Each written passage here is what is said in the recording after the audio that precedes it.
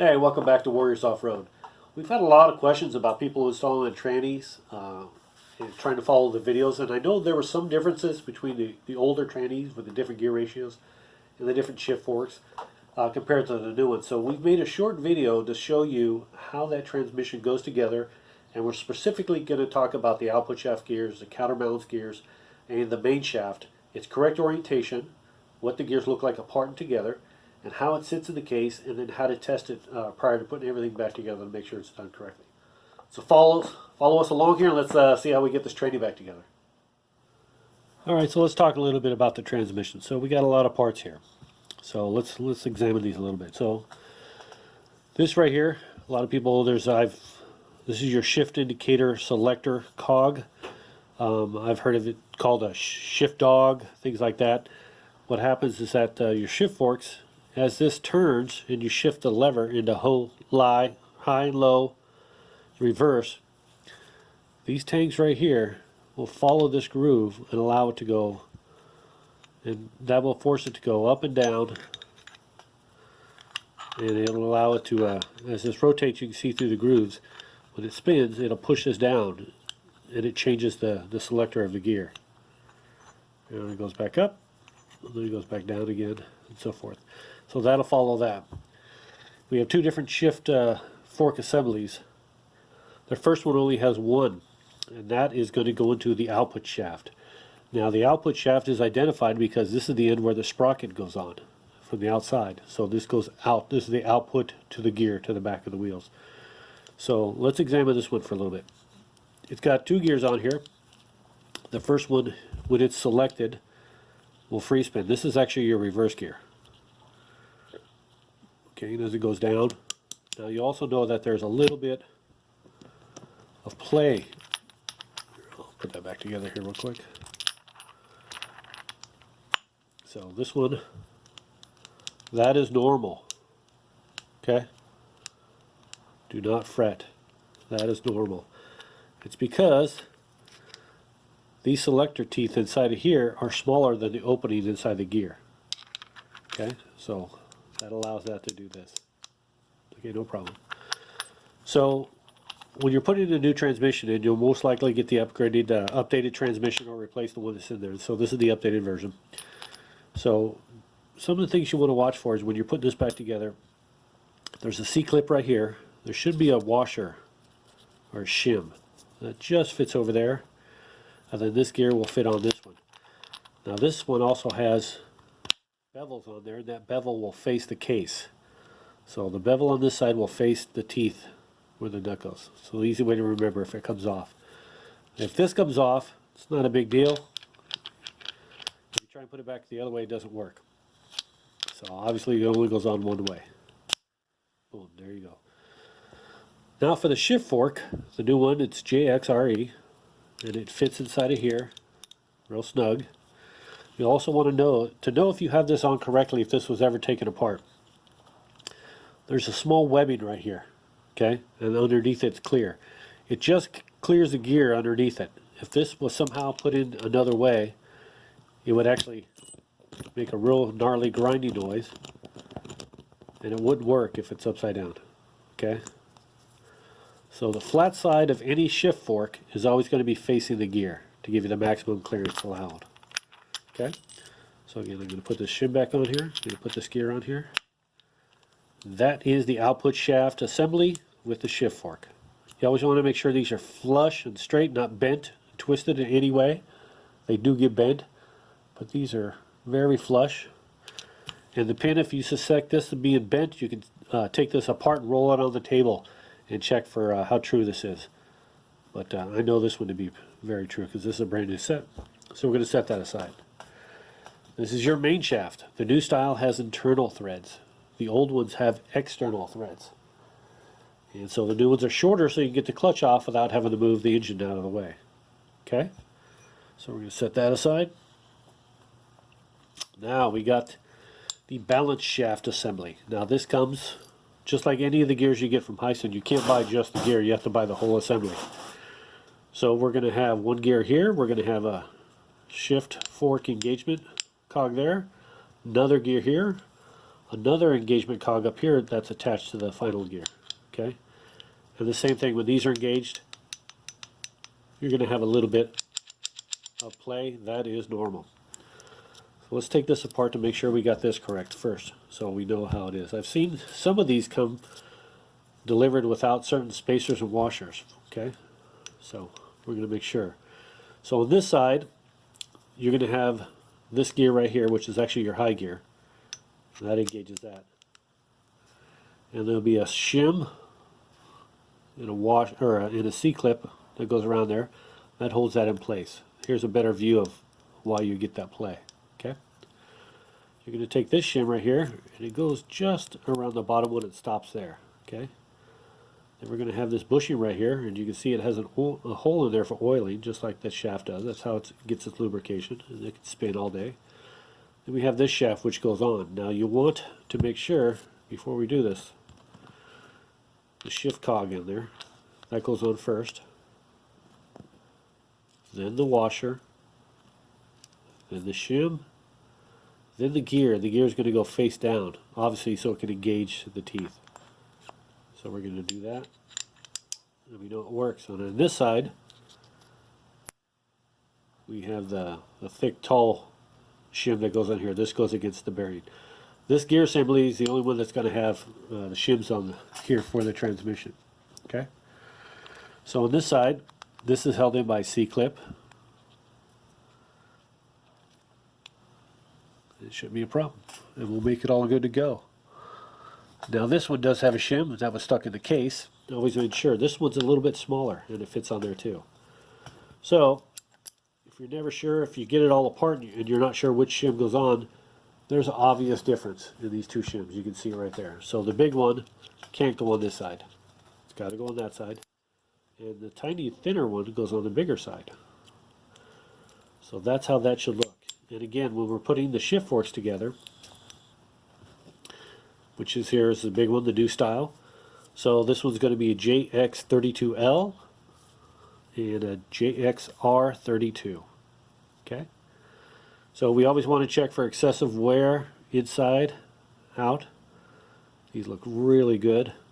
They should. They're fairly brand new. Okay? So when this goes in the assembly, which way do you think we want to put it? Well, we want to follow the same rule that applied before. We want to make sure that we put the flat side against the gears. See, these are different sizes, and so you can't put it in upside down. So we put it the correct way.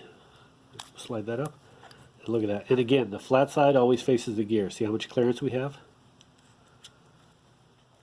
Okay, so that's how it would look.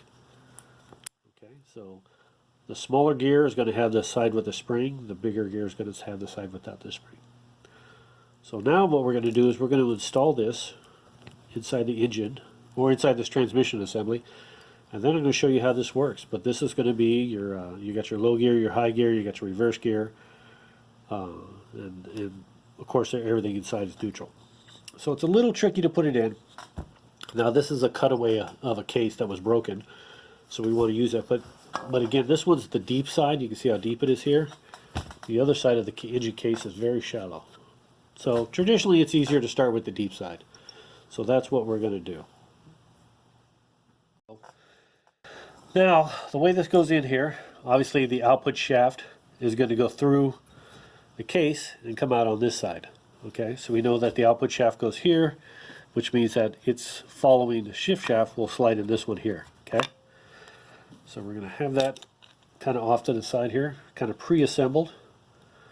Okay, and the same thing with this one. I'm going to kind of pre-assemble this one. Now I hold this one together because I got the shim on this side and I got the shim on this side. See? So I'm trying to keep them together as I put it in there. Now this one is going to go in there, and you'll notice that one side of the shaft is bigger than the other side. Well, what that's telling me is that it's going to fit on this side because they use different size bearings on each side of the case. So I know this big side with the gear right here is going to go in the deep side of the engine case. So I'm just going to kind of lightly lay it in there just for now, because I want to get this one started too. Again, I'm always making sure the shift forks are flush and flat so I know I have it in right. So the problem is that this big gear here has to go underneath here. Okay, and then this gear will slide in the middle of here. So it might be easier to kind of pre-assemble it. It's going to take a little finagling to get it down. Okay, it's going to take a little bit of wiggle, a little bit of squiggle, okay, but it should look like that. So again, this big gear is going to go between here, the big gear down here has got to touch this little one. Now it's not pressed all the way down because I got to get this in there. And this could be kind of tricky, okay? So I'm going to take this geared side right here, and that's going to go in the big hole, okay? Going to go down there like that. But I can't just put it down there because the shift forks are interfering right there. So what it takes is a little bit of pulling the shift forks out of there, get them kind of to a loose point, get this put in there. There we go. And then moving the shift forks around. There we go. Okay, push everything down, make sure it's all aligned right. And that's how it goes, okay? Now to know if the shift forks are installed correctly, they should look like this. So the pins are pointed directly to the center. So the shift fork's got a little tab on the end, that's pointed right to the shift cog. Same thing with this shift fork, that tab is pointed right in here. If they're installed correctly, they would be pointing away from the shift cog. Okay, so now we have the main shaft. Now this goes in last, and that just, I kind of rotate it, slide it just like that. Again, I'm making sure all my washers are in there, everything looks good. Don't worry about it spinning right now. Right now it won't spin because it requires pressure from the case, the other case, to be installed correctly. So we're going to install. Now at this point, what I would recommend is putting this together without the gasket, just to ensure. What we're going to do is test fit it. So I would put your engine case together, because we're going to test it to make sure everything works right. So when I put this on there, it's going to take a second to line up. The hardest part is lining up the shift cog with this hole. Now I can do it here because I got the case open, but traditionally you can use a little screwdriver to help you line that up with the hole. And once that's lined up, it doesn't take much.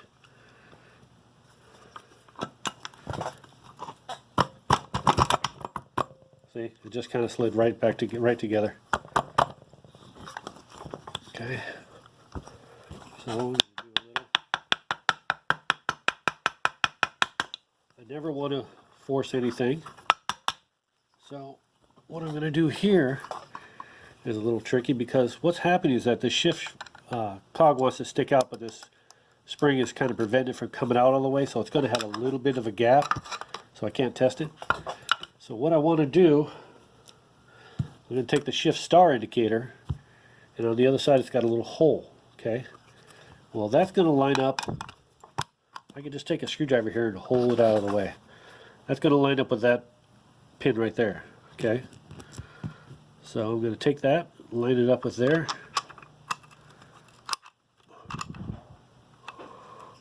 Boom, there we go. I'm going to put the bolt in there. Just hand tight, doesn't have to be crazy right now.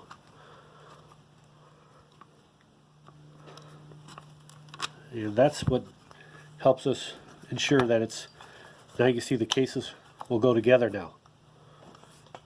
Okay?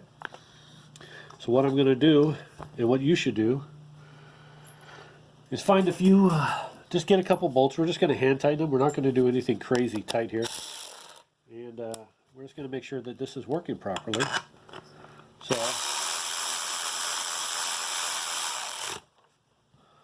I'll put one there.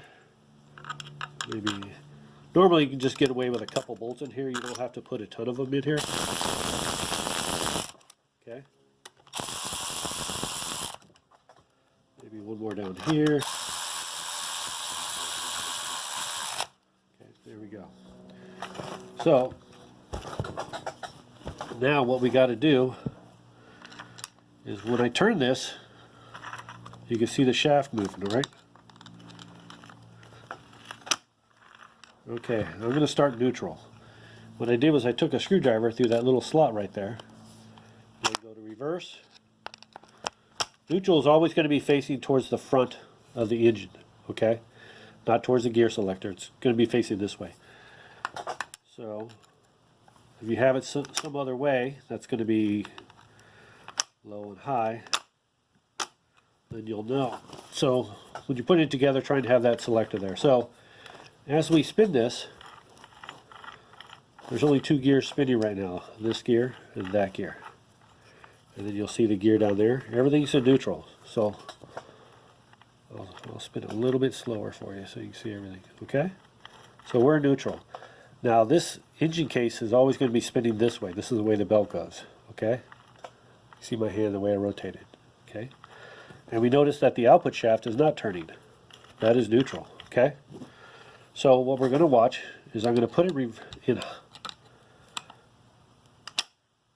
low. You can see the engagement. I'll do it again here. So you can see right back inside of here.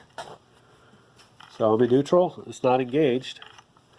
And then when I click it up into a gear, you can see how that one engages back here. Now the main, you can see everything inside there spinning. Okay?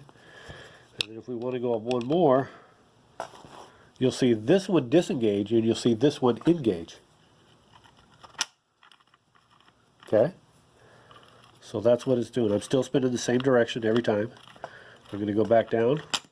Now this one's disengaged, that one is engaged. And then I'm going to go to neutral.